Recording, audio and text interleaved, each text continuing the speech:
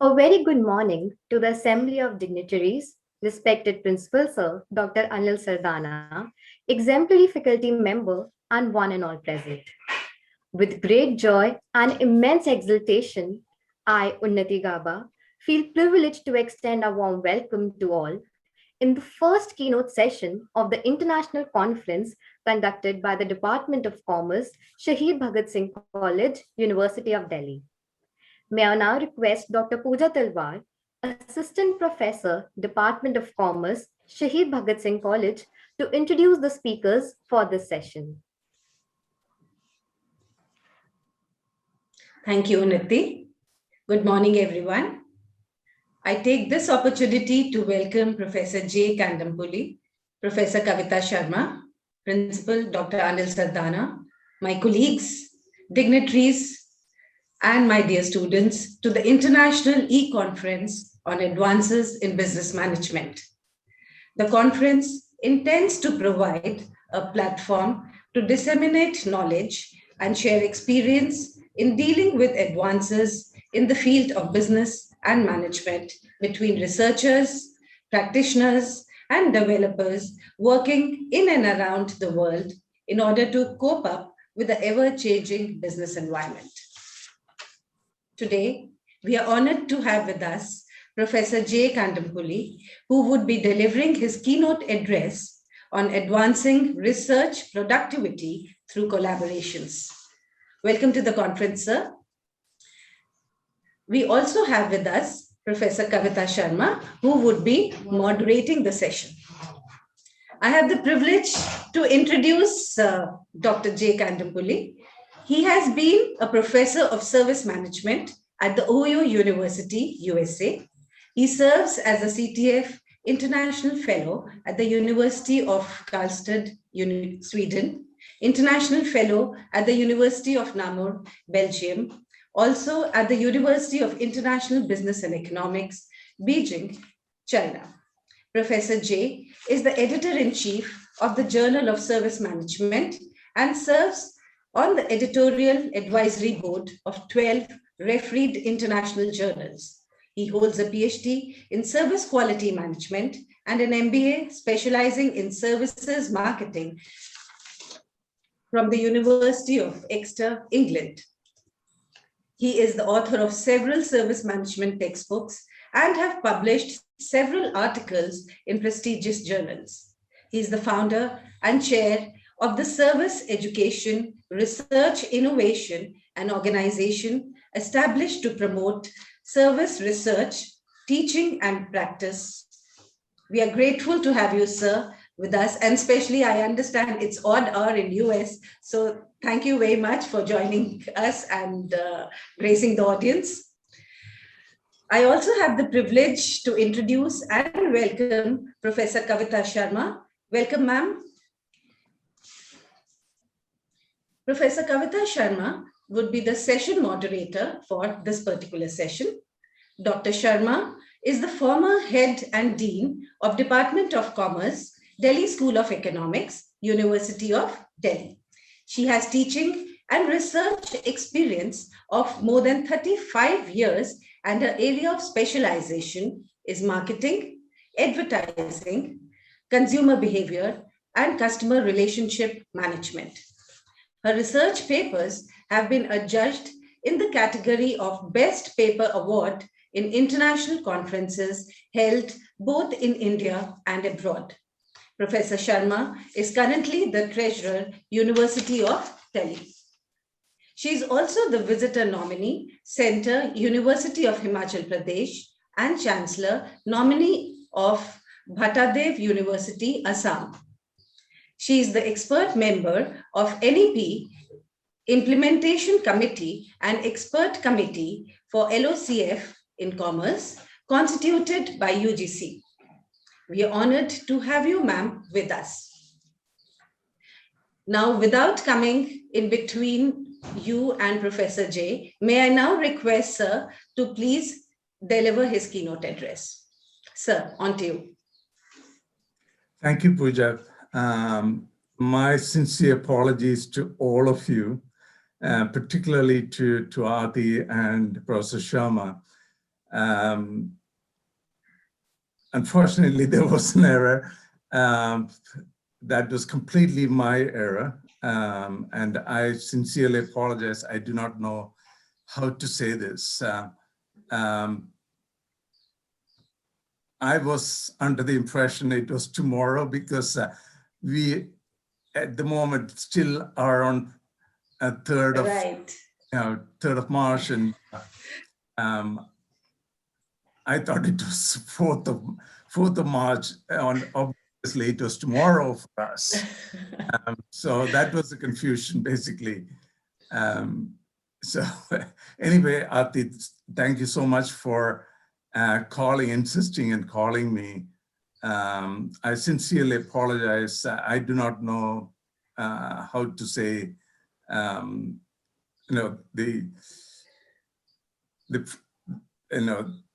the disappointment for all of you for having to wait this long. Anyway, I'm glad that I'm here at last. Yes, sir.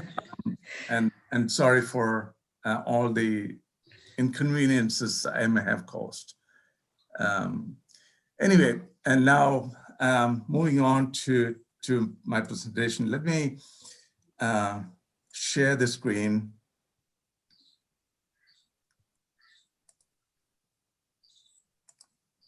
So one of the things that we really have to think about in today's world is the idea that what do we really have to do if we have to be a productive researcher in the academic world. So in almost all cases, we are required to do quite a lot of things that are not necessarily at our pace and time. So quite a lot of us, I'm pretty sure anywhere in the world, the productivity of research is something that most of us find it challenging, to say the least. Not just the research alone, but how much are we expected to do in terms of research productivity. So if that is the case, what are the kinds of things that we have to do in order to enhance our productivity? So what do we mean by productivity? So when we talk about productivity in academic field, depending on different universities, on different, wherever you are, the expectation of other people in terms of what we produce and what we bring forward in terms of research. Whether is it that I have started a research or whether we have completed a research, and or whether it has already been published. Because those are all, in a long continuum that is not easily understood by everyone, unless we start doing it. And in some journals, for instance, it may take many months or years even to get a paper to be published. So if that is the case, how much of lead time I should have to have a paper completed and published? So that means typically,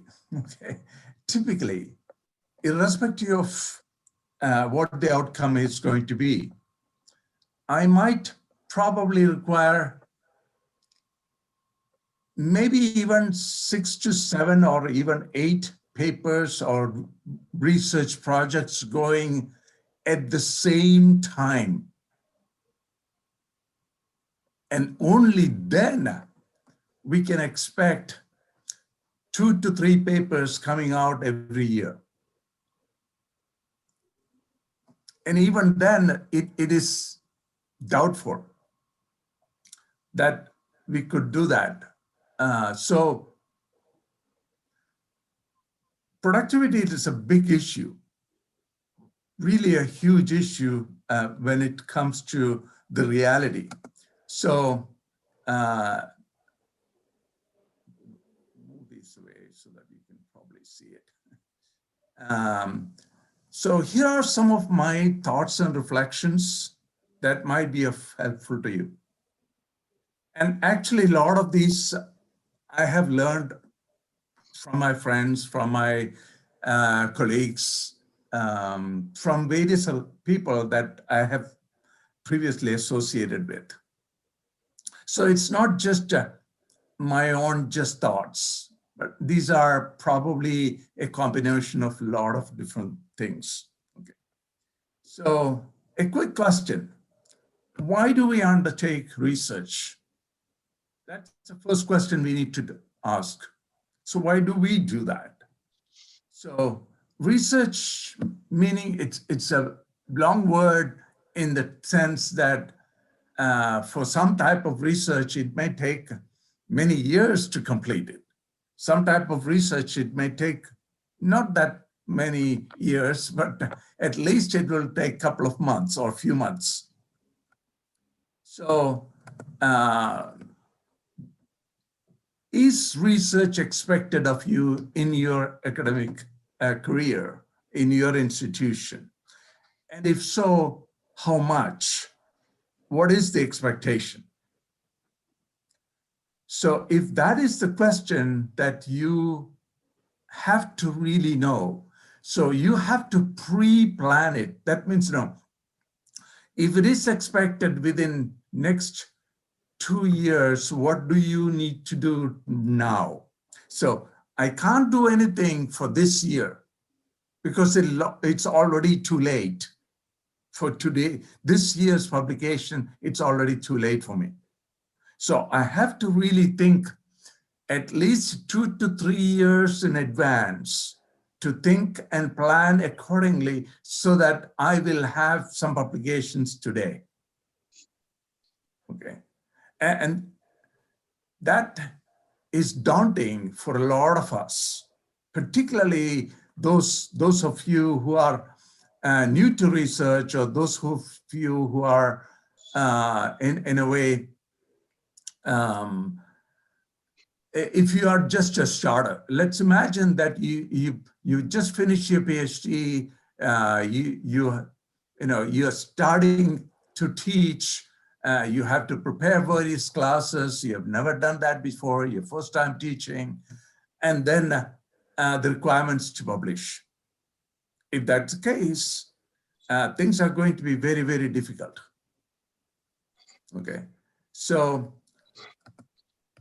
the next question then would be, we have to really think what is possible in this context. So what is possible? So the only possible idea is working together in a way to overcome the pressure of the publications that we require to provide. So you can look into any good journal. Previously, when I started, things were much easier. That single author publications, if you can look into my own resume, you would see my early publications were single author. And then I had 2 authors or 3 authors maximum. But today, or most of my recent publications have 4, 5, 6, 7 authors. Okay. Because it's impossible to produce a good research. I'm talking about good research, which is evaluated by so many different people in order to get published if it is a single author. You can go and have a look at it. I would say in my journal, probably maximum in a year, we might get one paper, which is single author. And that is the case in majority of the good journals, because it is impossible. It really is. And if there is a one author paper, and that means that author has been working on that paper minimum 3 years. So the only option is for us to join up with other people. That means we have to find people who would be willing to work with us. So hence its topic, the idea, why do we work together?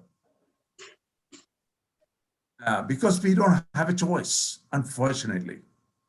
And therefore, we have to find a way to look for colleagues or partners or a research relationship. So what are the advantages? A lot of advantages and a lot of problems as well when we start working together. There's no question about it. And what are the challenges and advantages? So both of them are equally problematic. Of course there are advantages, but along with the advantages comes all the challenges.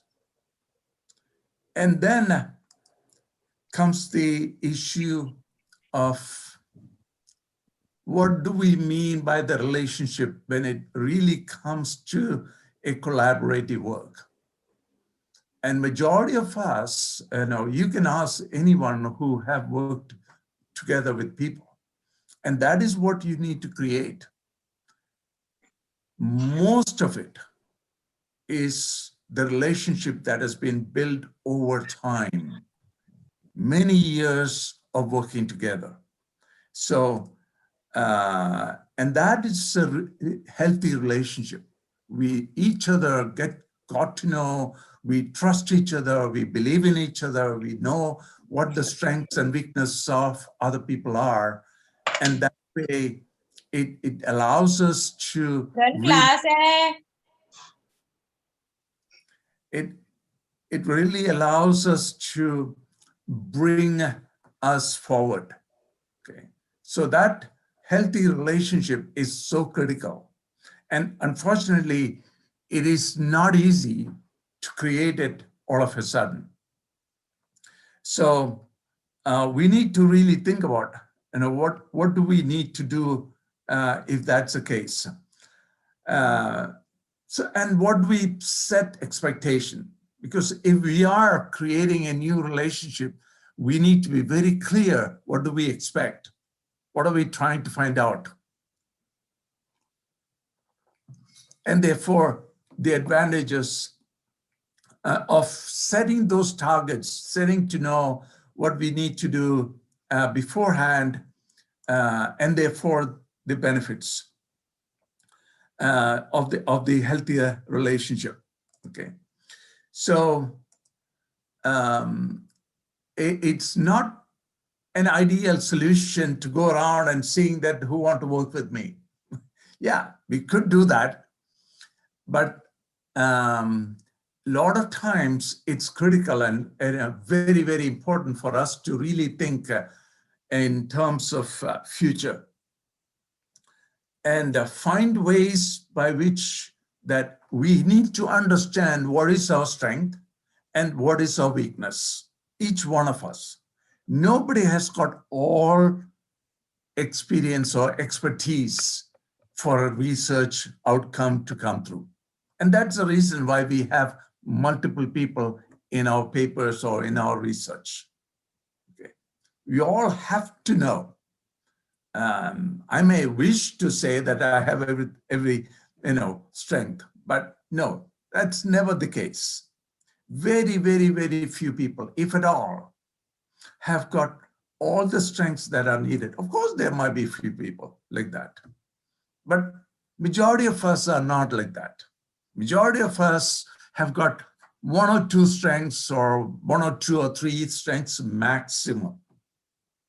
Beyond that, all are rarities, okay? And therefore, we need to fill those gaps. So either you're a good writer, or you're, a good thinker, or you're really innovating new things to think, or you might be methodologically, number-wise, you're very good in creating a research with a foolproof methodology and nobody can find fault with. Or somebody who really have got a lot of connections and know how to get data, for instance. Or would have somebody who's a good number cruncher, and somebody who's good in statistics, who's able to analyze data and come up with the ways to manipulate and come up with the things that has not been explored before. Okay, just the numbers alone is not enough. Okay, so how do we bring the numbers and show what we want to show as this is the outcome? And that's very critical. Okay, so there are a lot of things that we really have to do in order to become successful writers or researchers. Okay, so when we start off, we are normally dependent on many people. So just like children, children when they are growing up, they are dependent on the parents. They're dependent on the teachers. They are dependent on so many people. And then we get to the stage of independence. So that means I can independently do something. I can independently decide, or I can independently think. And then comes the idea of interdependence. That means I am interdepending on many people, so that I am able to create much more things than that I could do it alone. Okay, so interdependency means that I accept you as who you are, and I recognize all the things that you can bring to the table, which I don't have. And that means you're accepting the other as good as you are. And therefore, there are a lot of benefits in that idea of interdependency. And that means there is no disagreements between us. And in order to come to that idea of interdependency, it is a challenging one. And that takes time, because everyone who is interdependent on you, or you are to them, they're all independent people. They're independently good. I hope you understand what I'm trying to say here. Okay, so let's imagine I have 5 colleagues that I work with in order to write this paper. Okay, so all of them separately are good in their own fields and their own way of thinking. And therefore, I am able to go to them and ask them whether you will be able to help me where I am having a problem here. Let's say that I personally, I'm not the best methodology person or the number person. And therefore, I always have few number people always with me to write anything that I will need those people.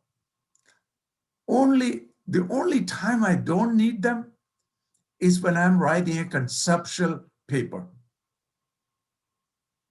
So non-empirical conceptual paper. And in order to get to that, It's a challenging one because conceptual paper is probably one of the most difficult one to write.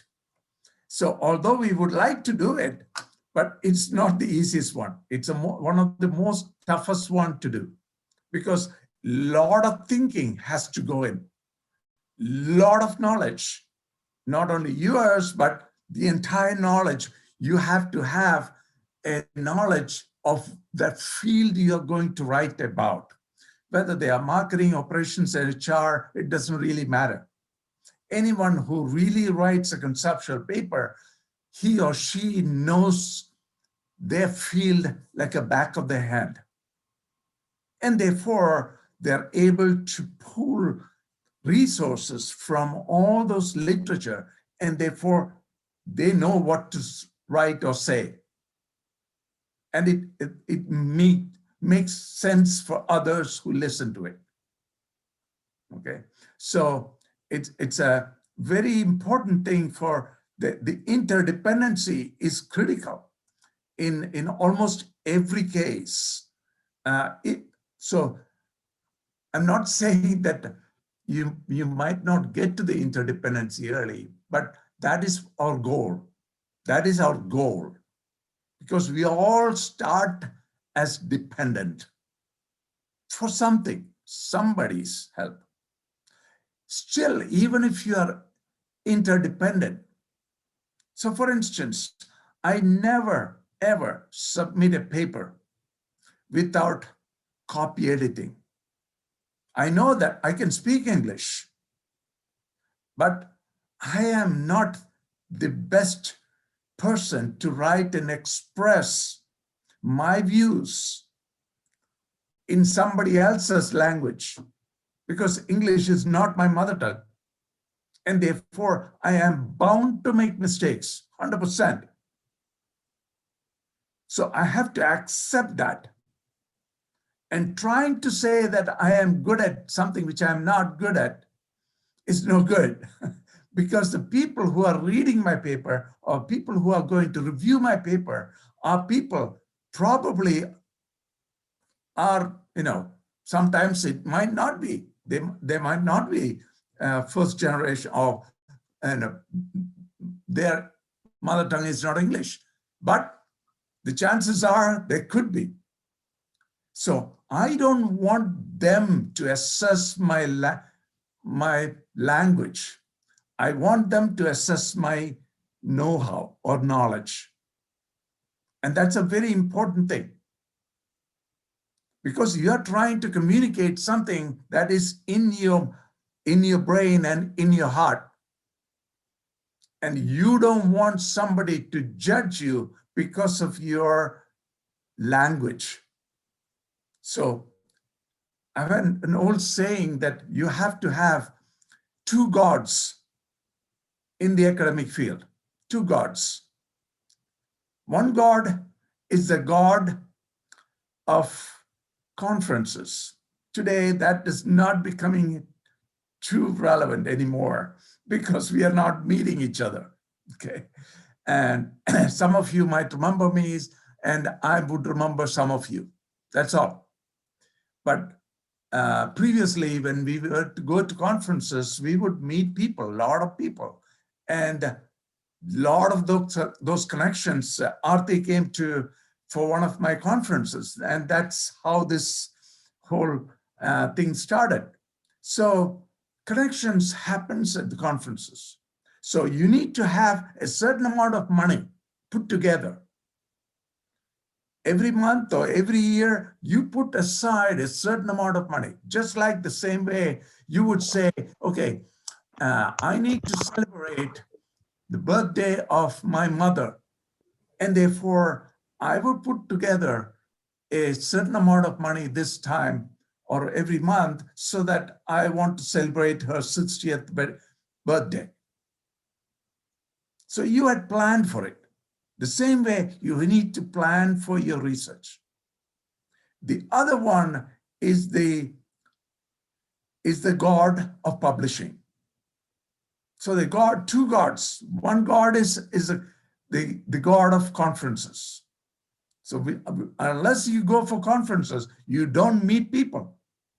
If you send me an email saying that, oh, Professor Kandampully, I met you at this conference, and I saw you, but I didn't get a chance to talk to you, unfortunately. But I'm doing such and such research. So would there be a possibility that I can invite you into my research? So what do you think I'm going to say? Thank you very much, sir, ma'am, sir. Unfortunately, I am not able to, because I've got too many other things going, or whatever it is, because I do not know you. I personally haven't met you. I haven't had an opportunity to discuss with you, talk to you, and understand you. So just like in our own personal life, we don't just meet up somebody and create a relationship. It takes time. So meeting, finding ways to connect with people is today more important than before. And therefore, you really have to think about, so that is the conference one, to meeting people. And the publishing one is spending that money to get it copy edited professionally. Don't ask somebody who can read English. That's not enough. You want somebody who's a professional copy editor, professional proof editor, who knows everything about writing English. So if I'm publishing in Chinese, I need to have a Chinese person to rewrite my English paper. The same way you would need, and I would need, somebody to rewrite my English paper. And I'm telling you, I've studied everything so far in my life in English. Okay. But I still will not send a paper that I have written in English for a journal or for a textbook or for anything for that matter. I will not do it. I will spend that money, whether it is $300, $500, or whatever it is, get it professionally copy edited, proof edited, and then I submit to a journal. Then I know that they are not going to judge my language. They're going to judge my know-how or knowledge. Okay. And that was just a sideline. Sorry, I'm taking you there, but please do think about this. It's one of the most important reasons that papers get rejected is because the English is not good. If the English is not good, I'm never going to accept that paper. It doesn't matter what it is. So whoever sends me. So also every editor in any good journal does the same. Okay, so please do not, think that, oh, he's a nice guy, he will just accept my paper. They won't. Okay, so so what do we need to do in order to, get the benefit of collaboration, working together? You're able to think. Different people will bring different ideas, the thinking ability. And you're able to connect, pair different thought process. So if I'm working with a marketing person, if I'm working with a management person, if I'm working with an IT person, I'm working with a statistics person, I have a lot of new ideas, and pairing those ideas together, that becomes new thing. Then it is much, much better to share it. Much valuable, much interesting for other people to read it, because it is coming from management focus, marketing focus, operations focus, HR focus. Wow, it covers everything. Nobody thought about it. So it's how we package it. Just like, you have different saris, different blouses, different sandals, different various things, and different bangles to wear. You wear it depending on the occasion. The same way we wear different jackets, different shirts, different ties, and different occasions. So it's critical for all of us to think about how do we think, how do we pair, and how do we share? And those are very important when we work in collaboration. Okay, so there are a lot of intangible benefits, of course. And when I'm working with a HR person, when I'm working with an IT person, when I'm working with a statistics person, I have to keep my mind open. Unless I'm working open-minded, none of those people would want to work with me. And unfortunately, majority of the people tend to work with their own category. So the marketing people will work with only marketing people. HR people will work only with HR people. OB people will work only with OB people. So what happens? Nothing new. Really nothing new. I've created this IRSSM symposium, and we are in the second year here in India 10 years ago. And the whole notion was to bring thinkers together. We are all thinkers. We know how to think with the knowledge what we have. And therefore, when we come together, we are thinking, oh my God, you guys do that in technology? I never knew that. I never thought about it. So it is so easy then for me to work with a technology person and combine his or her knowledge into my marketing, and then put it in such a way that it will make a lot of sense to a management person. Because I've combined now technology and marketing for a managerial journal. So we need to be very open. We need to understand that future is going to be more collaborative, more interconnected, more all rather than just single-minded concepts. The single-minded concepts, yeah, of course, it still will continue. But people like us who are not geniuses, if you're a genius, then it's a different issue. If you think that you're not a genius, then you need to think about pathways outside the norm, the pathways that will take you to a different place by collaborating in such a way that very rarely, I mean, think about it. Majority of you ladies, I'm sure, and some of the men as well, we all cook.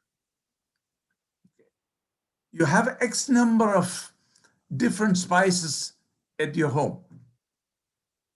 But mixing those different spices, you make different type of curries, which taste fundamentally different. If you use the same spice for every curry, all curries will taste the same. Whether you're cooking for your mom and dad, or whether you're cooking for your husband or wife, or whoever it is, they're not going to like it if every curry that you make tastes the same. All you need to do is to mix different spices. Simple. So also papers. So if you read, majority of the researchers' papers, they're all mix and match with some kind of new ideas and some kind of old ideas and some kind of innovative ideas, a mixture of these ones.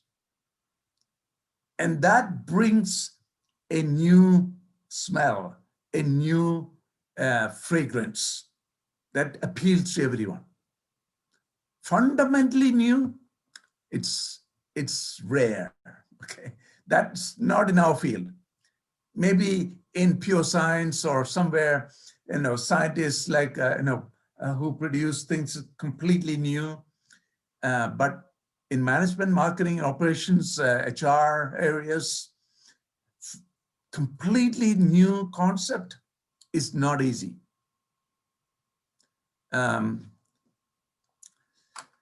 Professor Sharma, please do stop me if I'm going over the time. I can stop anytime. Yes, I think we can. Anyway, first of all, good morning, Professor J. So very interesting thoughts that you shared with us. Sorry, I can't hear you well. Hello, am I audible? Yeah, now you are better. All right, all right. So certainly it was a very interesting thoughts that you shared this morning with us. Uh, it has actually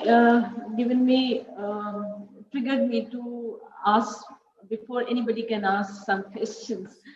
Because knowing the system at our side and what you have talked about, it's certainly very, very relevant for clinching the collaboration. And in fact, I just put one thing here, that if you look at our policy regime, there is actually a new focus on collaboration, a kind of, I would say that more and more emphasis, the realization that the collaboration needs to be there. And certain platforms the government has brought in through the policy initiatives. But one thing that, listening to your talk, one thing which I would like you to share your thoughts on. You talked about a relationship and the collaborations. Now, to say that the relationships will help us in collaborations, or that the first we have the collaborations and then the relationships gets built up. Yeah, good question. Good question. It's like a chicken and egg situation. I know. Exactly. We have to build the relationship over time. Yeah. After a lot of time, you start trusting people, and particularly when it comes to research. Oh my God. Yeah. The majority of us will need a lot of trust to take somebody in, because we don't know whether that person is good or not. We don't know whether they will meet the deadline. We don't know whether what they are saying is right, because I am totally depending on it. Say, for instance, you are bringing into my research idea, you're bringing in data, okay? And I'm going to use your data as you say, and saying, we found such and such data to support my argument. And imagine a circumstance, somebody says that this data, we have a problem. This data, we don't think this is true. We are questioning, where did you get this data? We would like to see the origin of this data. What do you think I'm going to do? I'll say, Professor Sharma gave me this. I can't say that. It is me, along with you and many others. That is what I am telling in the paper. In that paper, I'm saying we collected the data, not Professor Sharma collected the data. We collected the data means I am also responsible for the data collection. And that means I need to know every step of the data collection. If I cannot answer that, I have a problem. Okay, so That's the reason I'm saying lot of trust. How much trust? I can't tell you enough. Yes, Can't tell you enough. yeah, sure. In fact, what I've seen from my experience when we work together, so I think we have to start with the premise that I trust a person, not to let the trust to develop, but we have to start with the premise that yes, I trust. Yeah, Though of there course. may be, yeah, there may Yeah. be a question mark, but I cannot start without having this premise with me. Of Secondly, course. I think we need a lot of flexibility also. We need a lot of, I can say, the bigger heart when we collaborate. Because many times things do not go as we want, or maybe that I may have to work more as compared to others. But then I have to say, okay, it's okay. Let's do work. It's a teamwork. So we cannot go for saying that everybody has to do very defined tasks. So one needs a bigger heart when we go for a collaboration. What's your view on that? Yeah. No, I mean, absolutely. So the question then is going to be, out of the group, who should have the biggest heart? Yeah. Okay. Somebody has to lead. I'll tell you a simple example. I mean, I'm not saying that I'm in any way perfect in anything, but I'm saying that some of the ideas that I used when I was a young researcher, when I was a PhD student, or when I just came out of studies, I fell into a new field of service management that was very, very new at that time. And I was probably one of the first PhDs in England in service management. And there were hardly anything, anyway. So I used to go to these professors and would say to them, so when I was doing a PhD, okay, because I wanted to work with them, I wanted to do something. So I would tell them, sir, I've heard about you. I've worked with seen a lot of your publications. I've read a lot of them. It is so interesting. You motivated me to think. You motivated me. You helped me to guide into my PhD project, and all those good things. And then I tell them, sir, by the way, if there is any way that you would give me some work to do, if there is any way that you could give me some work to do, I have a lot of time. So I am willing to do any work that you would give me, whether look for references, look for literature, create tables, or write up some literature, or design something, or whatever it is, whatever job you would want to give me, I will do it because I have a lot of time. Mind you, that was the time I had no time. I was struggling. I'm telling you, for 8 years, I never went to India when I was studying for my grad school. 8 years, I never went to India. I never went for a single movie. I have never seen a single movie. I had a lot of girlfriends. I always used to tell them, yeah, I'll go out with you after my PhD. I mean, one of my girlfriend is now my wife. And I used to tell her, I mean, you can ask her now if you want. So I kind of told her, I will marry you after I become a full professor. So all of my other people, friends and everybody start laughing. Jay, to become a full professor, it'll take about 15 to 20 years. Is she going to wait for you? So what I'm trying to say is that you have to commit first. You have to give up first. You have to sacrifice yourself first. Those sacrifices is what comes out at the end as benefit for you.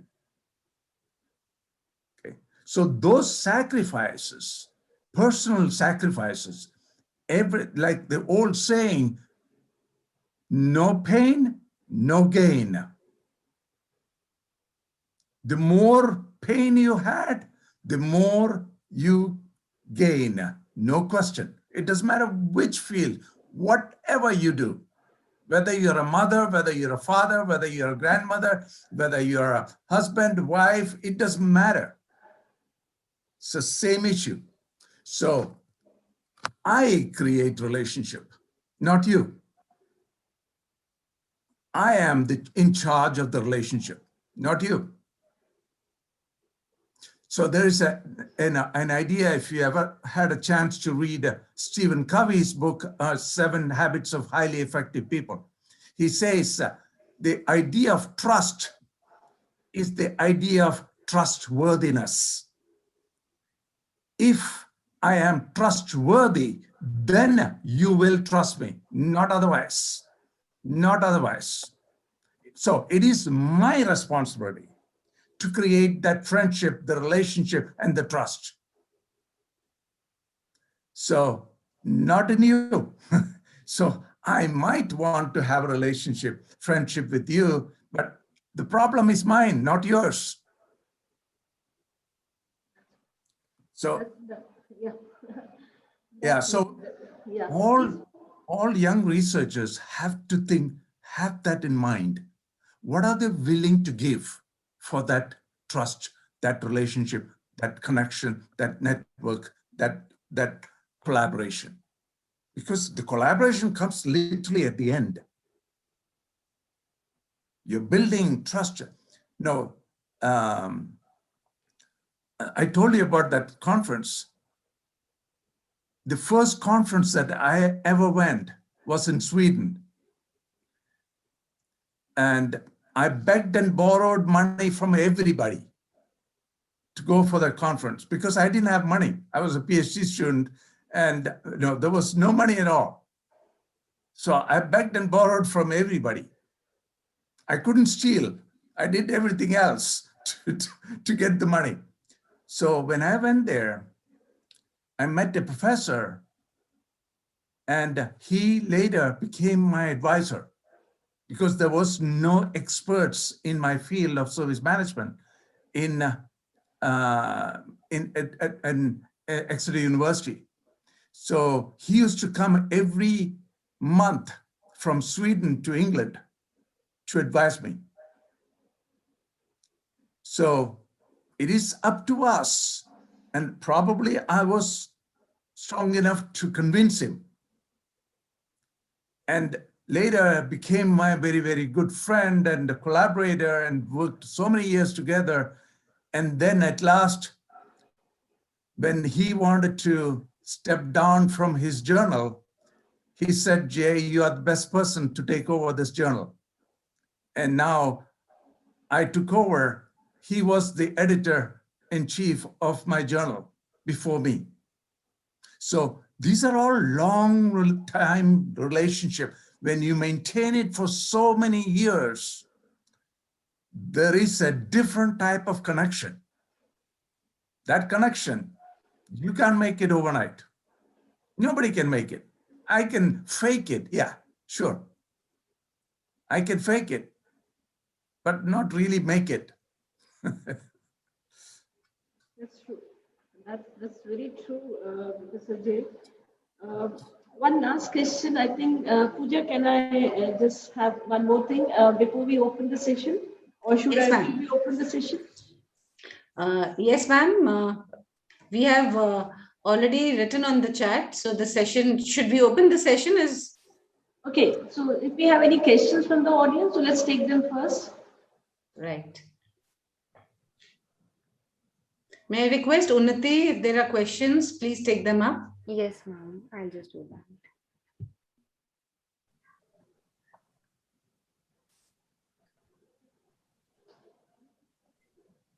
I can't see the chat box, so one of you, Pooja or no, Yes, sir. Yes, sir. Sure, may have As put of in. now, there are compliments that the session has been very candid and very informative, and everyone can relate very well to the session. And there are comments which talks about when you mentioned about copy editing. So they said, yes, it's actually very needed in today's scenario. When your research is being read across the globe. So there are questions now. Yes, sir. There's some Yes, they're coming questions. up. Yeah, Yeah, first questions are question. coming up. Yeah, Yeah, can what you would read you the say? question? Yes, ma'am, I'll just do that. What would you say is the ultimate goal of research? The ultimate goal of research, it's a good question. Whoever asked that question. Research, okay, all knowledge for that matter, all knowledge is growing out or leading out, not forcing in. Every piece of knowledge that we create or we think that we have made us lead out of what it is today or now. Okay, that means it expands me or it expands the know-how. And therefore, we are in the idea that there is never an end to it. There's never an end to it. It is a continuous process of constant changes in the know-how. So my research of yesterday, so to give you a simple example, my PhD dissertation, I don't even look at it now because it's totally outdated. And if I ever, one of my PhD students want to see that, I will just show them, this is it. Don't look inside because it's useless.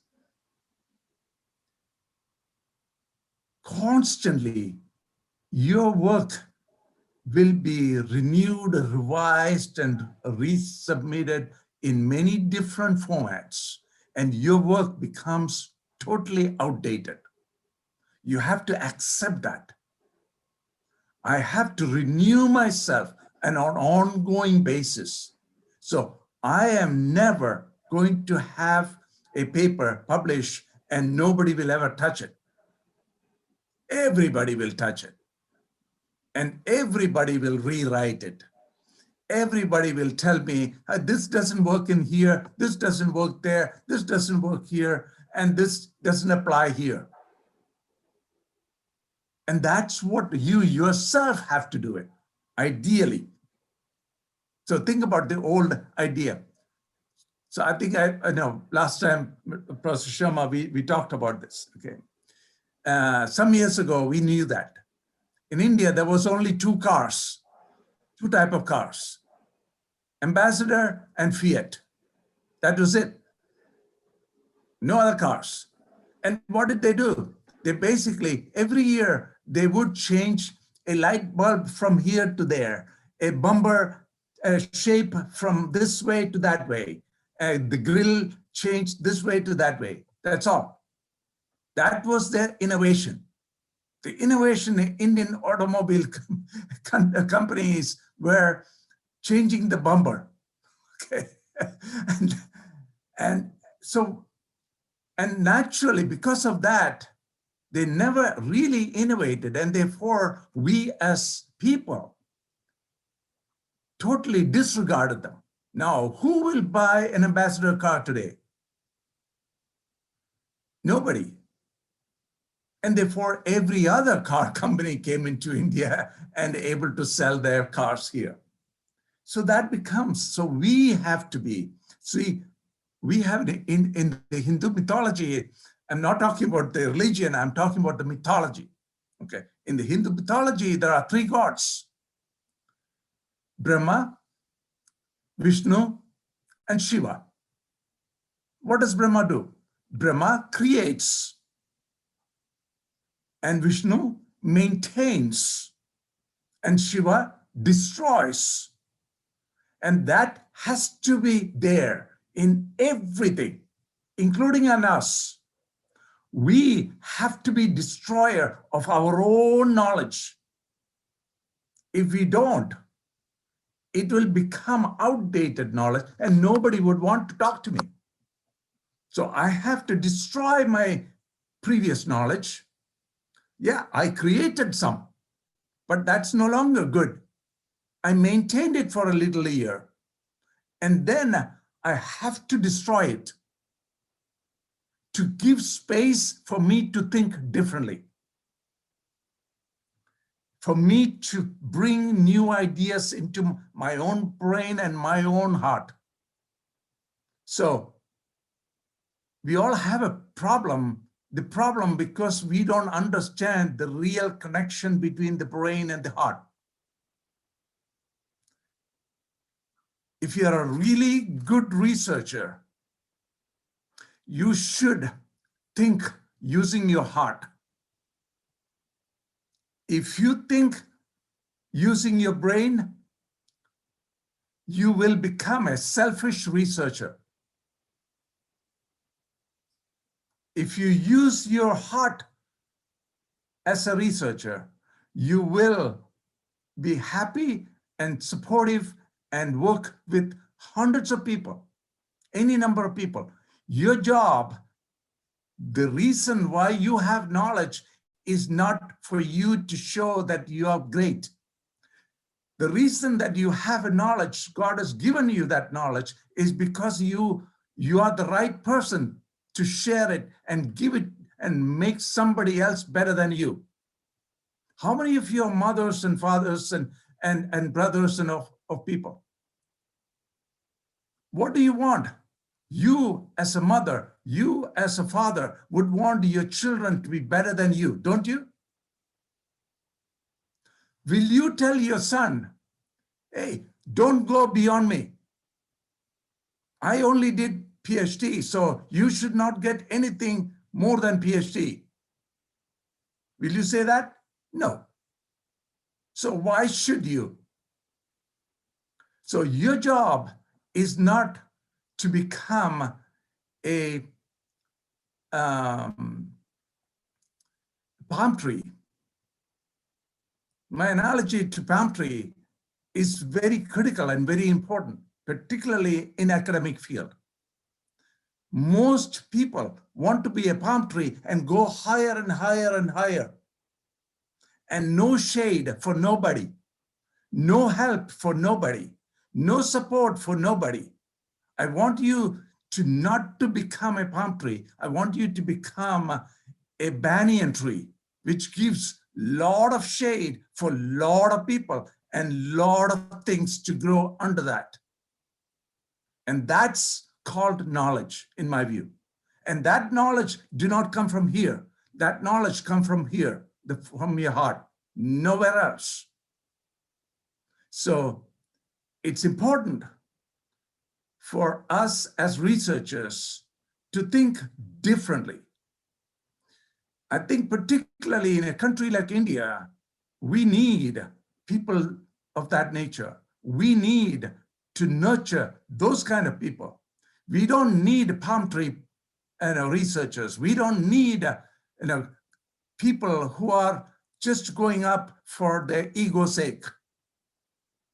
Instead, we want people who can help people. Otherwise, what's the point?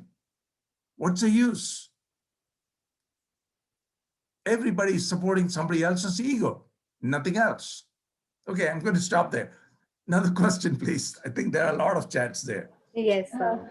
Next question from a student is Unnati, we'll take one more question because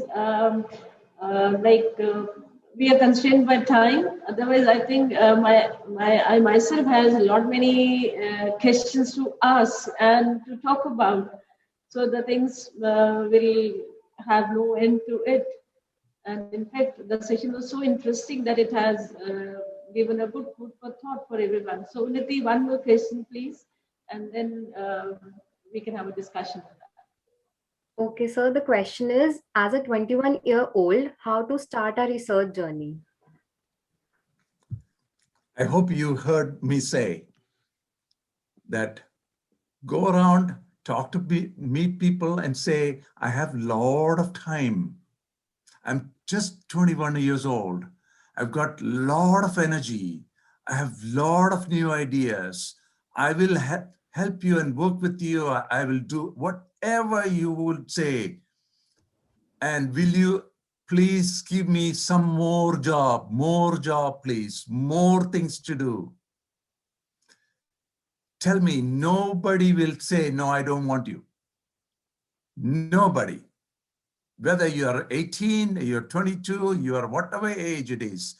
If I say that I will help you, I will do everything for you, do you think somebody is going to say, yeah, go away, I don't want you? No. Everybody will say, yeah, I need this diagram to be drawn, can you do such and such? Can you do such and such? That's how you enter the tent, like the camel entering the tent, okay? You put your foot inside the tent and then the camel takes over, okay? So, you need that entry. And you need to create that opportunity to connect. Talk to Aarti, she will tell you about the IR Assistant Symposium. And we have created a huge opportunity for a lot of researchers in India, both young and old, doesn't matter who they are. We connect all fields, operations, marketing, HR, IT, economists, even finance people there in this year's group. So we are there only to support, only. That's the only function. And that's the only reason why it is doing well. Because if you're joining because you want to support me as much as I am supporting you. If you have that mindset, if you have that heart, you are welcome, any one of you. Okay, so think broadly, think good about everybody else. Think that whoever you are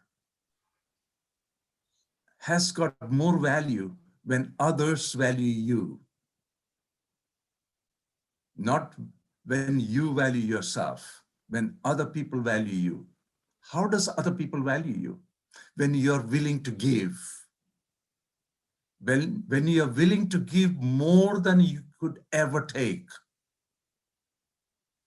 If you're willing to give more than you ever can take, you're a winner all the time.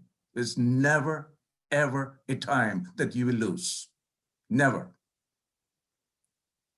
And because we are humans, we are not Mother Teresa. And we are not Gandhi either. And therefore we make mistake. Just like I mistook that it was tomorrow's meeting and not today. We all make mistakes. So only friends will understand it. Only people who trust you will understand it. Only people who care about you understand it. Otherwise, people will think all kinds of things. Otherwise, Aarti would not have called me, my wife, to pick it up, the call. When she realized it is third time calling, nobody calls at this time, middle of the night. We are all connected. There is nothing in this world, in this universe, which are not connected. All of us, every one of us are connected. God has created that way. No one person is made as a single entity. Doesn't work. Has never worked, will never work. We might want that way, yes, but that's not true. Okay. So our opportunities are much, much greater because our country is a great country. There are a lot of good people and a lot of people with a lot of enthusiasm and interest to do a lot of things. And there is so much opportunity. I cannot tell you enough. There's only opportunity, I can say. It's up to you to decide whether you want to take it or not. Nobody else. Nobody can decide whether you will take it or not. Just completely up to you. So thank you, that 21-year-old. Yeah. So it doesn't matter whether you are 21 or 51. It's Yeah. the same issue. The It's same just issue. the same. The story is the same, whatever age we are in. Yeah. So long as we carry that spark in our heart to contribute and to grow, I think the age is just a number. This is what I feel. Because if at the age of 55 or 60, if I still feel that yes, I have to do more research, I have to do something new. So I don't think that whether it's 21 or it's 31 or 51 or 61, it's of any matter at all. Uh, One last thing, one observation I'll put in here. Like whatever you shared with us, very interesting things you shared. Uh, as a researcher, somewhere I feel that we have to have very conscious realization of our limitations. Because when we think about collaboration, so unless we know what our limitations are, where I am lacking, I don't think I can clinch any collaboration or any, I can say, the joint effort.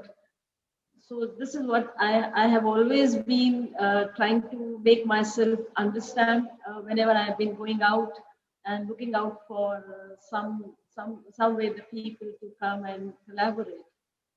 Um, just last observation from your side, and then I think we'll hand over the session to Pooja. Yeah. Thank you. I mean, these are all, I don't think there is one. So up the mountain, it's not one way. Okay. There are a lot of ways up the mountain. It all depends on, which do we want to take a difficult way or easy way? Who's going to drag me up, or is it me dragging myself up? All those things are, challenging issues. And one small observation that I can say in that connection, because we all have challenges, or we all have things that we are not good at. We know that, okay? And some of the times we grow out of it as well, okay? After doing a lot of work and a lot of research, by seeing how other people do it, we learn from them and we come out of it. And therefore, then my biggest problem in one would change into something else. So we learn as and when we do it. Okay, so the more number of times you do it, the more number of papers that you work on every single day, the better it is. Because it's never, one hit will become successful. Yeah, I mean, it will be good if it could be, but it's very rarely that way. And when you're creating relationship and friendship, be very frank in telling who you are. Don't hide. Don't not say things. Be personal and pull out everything who you are. And don't think that what would they think about me if I were to say that. Let them think about anything, but I told the truth. There's an old beautiful saying, when I say the truth, I never have to remember nothing. When you have ever said an untruth, you have to remember what you said. Because next time somebody is going to ask me, I'll forget it. But if I say the truth, I have nothing to worry about. All the time, it's coming out the same stuff. So make it always personal. People like it. People enjoy it. People know that you're approachable. You're just like them. Nothing different. You're just a human being, just like the others. So on the first day of my class, I have a very, probably some of you know about Ohio State. It's one of the largest university in the US. So we have huge classes, okay? Some of my classes are about 250, 300 students. So it is a big class. So in the first day of my class, I tell them about my story. I tell them everything about my life. I tell them that if I had applied to get into Ohio State when I was 18 years old or 19 years old, I would have never got it, admission. So I tell them, all of you are better than me. And I tell them all the problems I had in my life, all the difficulties I had. I came from a very, very small, family with hardly anything to live on. So I tell them, don't see me as a professor. See me as a human being who has gone through or went through difficulties in life, just like what you're going through now. And therefore, I understand what you're going through. And therefore, I am open. Don't not come to me. Come to me if you have problem and talk to me. So they immediately, they really relax after the first day of class. Okay. So what I'm saying is that, that personal touch, the personal, that who you are, I'm opening up my heart and saying, this is all I am, nothing inside. No, if I take out this jacket, there's nothing inside it. It's all empty space, okay? Then they get it quickly. So when we create relationship, when we create friendship, when we create, the connections, those are so valuable, so critical, so important.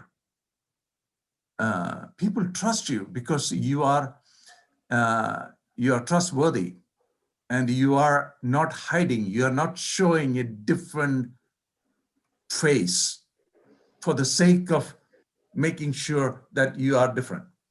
No, you're just like anybody else. Okay, that's good. That's good enough.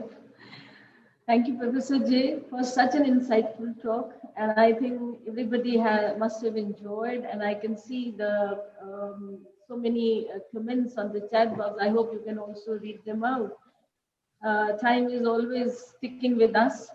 So I think, Aarti, we need to stop here. Yes, otherwise, we'll be disturbing your further events. Yeah. Thank you, Professor J, once again. Thanks to both of you for sparing time for our call. It's so nice of you. Thank you very much. Yeah. Thank you, Dr. Anil. Thank you very much. Thank you, Professor J. Thank you, Kavita ma'am. It was very insightful, very informative, interactive, a session we could all relate to so easily. Thank you so much, Professor J. Thank you, Kavita ma'am, for sparing your time, moderating the session so effectively. And thank you so much, Unnati, for taking up the questions, coordinating the same. Thank you so much. Now, may I request Dr. Aarti Saini to please present the formal vote of thanks. Professor J, I express my heartfelt thank you to deliver keynote address on sharing advancing research productivity through collaborations, and appreciate your dedication and your efforts, time to connect, and also sharing your valuable words. It's always great to hear to you, sir. Professor Kavita Sharma, thank you so much for joining us this morning out of your busy schedule. And the discussion on research is always opens a new ways. Through research, we find answers to many questions that are unknown, filling gaps in knowledge and changing the way the world thinks.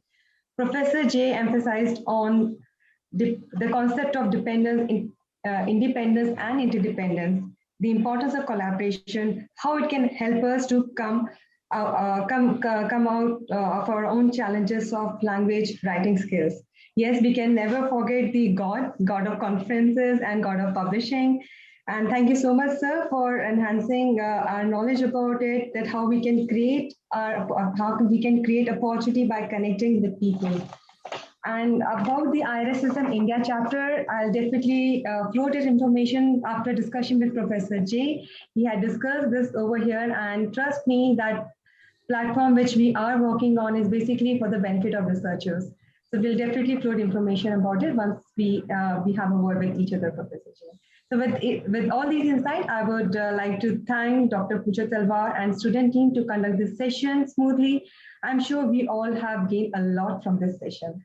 Thank you so much, sir, and thank you so much. I know it's 1:30 a.m. at your place, and you're still with so high of energy, and we really appreciate. My thank you to you for coming here.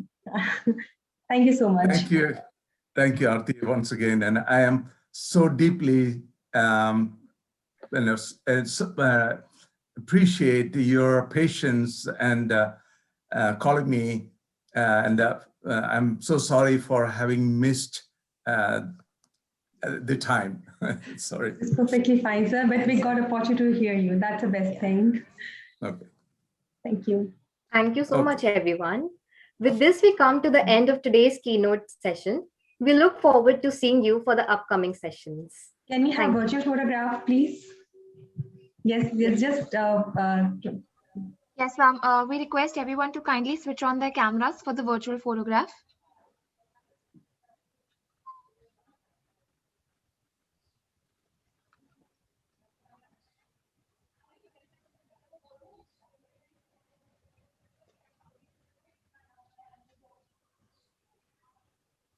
Thank you so much, everyone.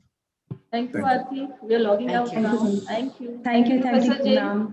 Yeah. Professor J, thank you so much. I'll connect with you later on, Professor J. Okay, sure. Yeah, sure. Thank you. Thank you, Sardana sir, also. Like he's also here. I'm so sorry to forget mentioning this, sir. Thank you so much, sir. Thank you, Jay, sir. Good night, It sir. was a very Thank good you. session, so I couldn't resist. Thank you very much. Thank you. Thank you, It was a sir. very good session. Very good session. So let's join back after 15 minutes for the next session by Emerald Publishing, it will be given by Professor Ms. Kavit Sangeeta Menon. So please stay tuned. Thank you so much.